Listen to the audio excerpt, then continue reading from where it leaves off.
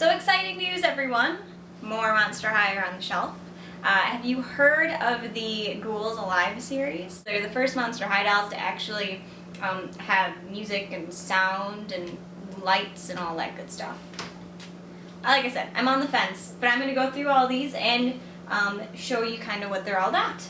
So first, we have Frankie, the one that started it all. Let me show you what she does.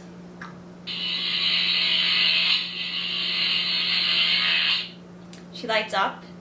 You could see her rib cage, you could see her skull within her head. Kind of cool, right? She has a really neat effect. I give her that.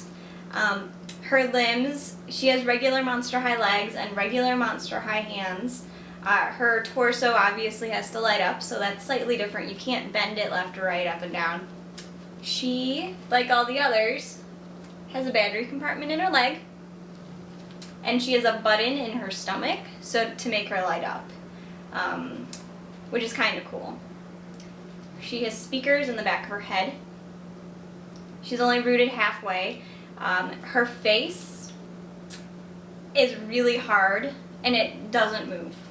Don't try to move it, something will break. It really does not move. Her earrings, they wiggle kinda, but they don't really move. Now, the thing with her face is you'll see it's slightly more matte than usual, and I kind of like the effect, but it also kind of makes her look slightly unreal. Also, her hair, because she's only half rooted and they use white on her, with her sea green skin, she looks really lightly rooted. But I think her action is super cool. Of the 3 dolls that you're going to see here today, her outfit is the most changed from her first edition look. It's slightly different, it's not a huge difference, but at least it doesn't look like an exact copy of her first edition look. So that's Frankie. Next we have Spectra, who is getting quite a few releases. She was just in the Picture Day set, and here she is now.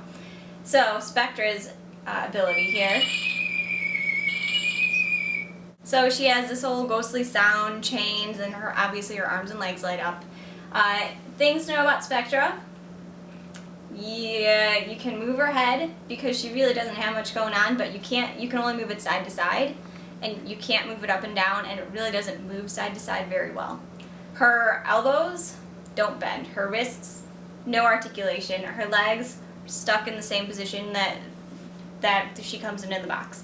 There are pretty much the only parts that move on her are her thighs. So you have the top of the leg, you can move her legs up and down, and you can move her arms up and down, but the rest, her elbows and knees, don't move. She has actually a more glossy face than Frankie. I like her effect. I like the glowing effect. And I love that she doesn't stand on the bottom of her stand. I love that she kind of floats in midair. What you're going to notice about this Spectra is where she lights up, there are some big holes. So, like I said, she doesn't have any knees that bend, but you're going to see this little indentation here. That's where the lights will start. She's a cute Spectra, though. She's not as loosely rooted as Frankie. She, again, is only half rooted, but because of the purple hair and a better part, you can't tell as much. So that's Spectra. Last but not least, we have Clawdeen. Clawdeen has a button in the back of her. When you press it, she does that.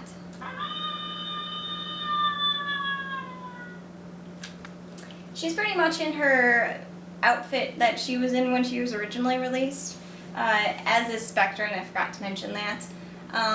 So in terms of what she does and how she moves, she has regular Monster High legs. Her torso is somewhat standard Monster High, but there's still a somewhat lack of mobility.